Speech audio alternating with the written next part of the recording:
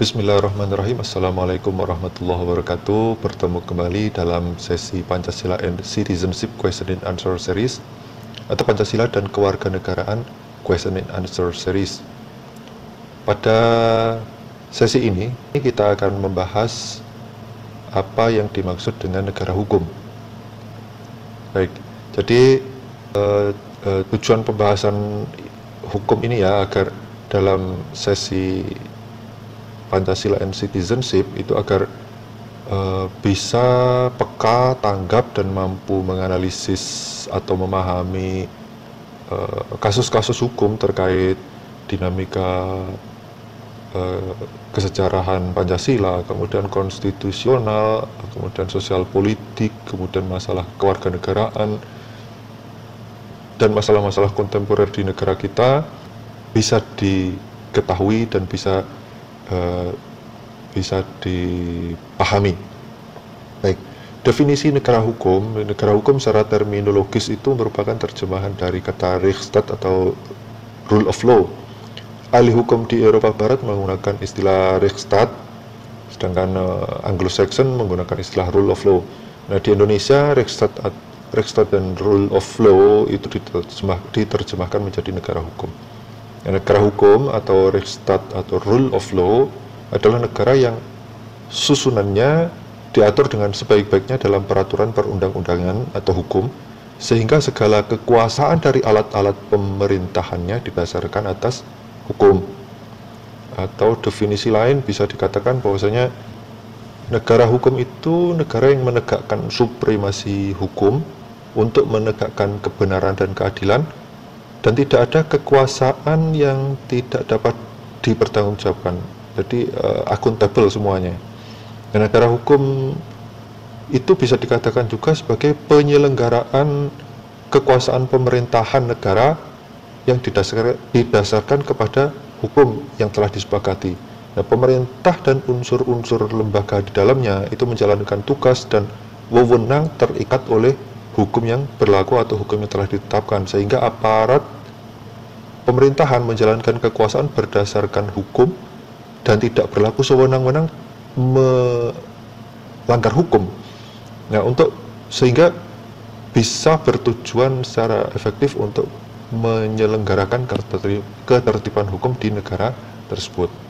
Nah, negara hukum Pancasila itu lebih dipahami sebagai negara hukum yang mendasarkan cita-citanya pada nilai-nilai yang dikandung Pancasila. Dalam penjelasan Undang-Undang Dasar 1945 dikatakan, Pancasila merupakan cita hukum atau Rechtside. Sebagai cita hukum, Pancasila berada pada posisi yang memayungi hukum dasar yang berlaku. Di sini Pancasila sebagai norma tertinggi yang menentukan dasar keabsahan atau legitimasi dalam sistem norma hukum di Republik Indonesia. Nah, demikian. Kemudian karena Indonesia itu sebagai negara hukum, maka semua penyelenggaraan pemerintahan dan kenegaraan serta kemasyarakatan di negara Republik Indonesia harus berdasar norma hukum yang bersumber dari nilai-nilai Pancasila. Di samping itu, negara Indonesia itu juga merupakan negara hukum yang dinamis atau negara kesejahteraan, welfare state ya, yang menuntut penyelenggara negara untuk menjalankan tugas dan wewenang secara luas dan komprehensif dilandasi ide-ide kreatif dan inovatif. Maka hukum nasional Indonesia harus bisa tampil akomodatif, adaptif, dan juga progresif. Nah, apa yang dimaksud dengan akomodatif? Akomodatif itu bisa menampung keinginan atau aspirasi masyarakat yang dinamis. Makna hukum ini menggambarkan fungsinya sebagai pengayom dan pelindung masyarakat. Yang adaptif itu harus bisa menyesuaikan dinamika perkembangan zaman sehingga tidak pernah usang. Kemudian progresif itu berorientasi kepada kemajuan, perspektif masa depan. Hukum mampu tampil dalam praktek pelaksanaannya, implementasinya, menciptakan hukum yang berkeadilan bagi seluruh anggota masyarakat di negara Republik Indonesia. Nah, dasar yuridisnya apa? Dasar yuridis bagi negara Indonesia sebagai negara hukum itu tertera pada yang pertama pasal 1 ayat 3 Undang-Undang Dasar 1945 di amandemen ketiga itu menyatakan negara Indonesia adalah negara hukum. Kemudian dalam pembukaan Undang-Undang Dasar 1945 alinea keempat disebutkan bahwa membentuk suatu pemerintah negara Indonesia yang melindungi segenap bangsa Indonesia dan seluruh tumpah darah Indonesia, dan untuk memajukan kesejahteraan umum, mencerdaskan kehidupan bangsa, dan ikut melaksanakan ketertiban dunia yang berdasarkan kemerdekaan, perdamaian abadi, dan keadilan sosial.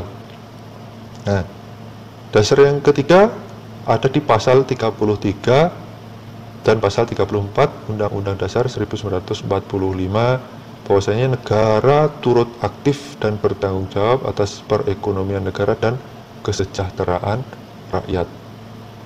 Nah, kemudian ciri yang melekat pada negara hukum atau Rechtsstaat itu diantaranya ada beberapa ciri ya, bisa berbeda-beda antar negara karena dasar hukumnya juga berbeda. Nah, beberapa ciri yang mungkin sama dengan antar satu negara dengan negara lain, beberapa ciri yang ada melekat pada negara hukum atau Rechtsstaat itu adalah adanya hak dan kewajiban warga negara yang terjamin oleh undang-undang. Kemudian adanya hak dan kewajiban negara terjamin juga oleh undang-undang. Negara tidak bisa sewenang-wenang kepada rakyat, dan rakyat tidak bisa seenaknya sendiri melanggar aturan negara. Nah, ketiga, adanya supremasi hukum atau kedaulatan hukum. Yang keempat, adanya pembagian kekuasaan. Di Indonesia menggunakan trias politika, ada eksekutif, legislatif, dan yudikatif demi kepastian hukum. Kemudian yang kelima, kesamaan kedudukan di depan hukum. Kemudian yang keenam, peradilan berfungsi dengan baik dan berkeadilan, itu merupakan tujuannya.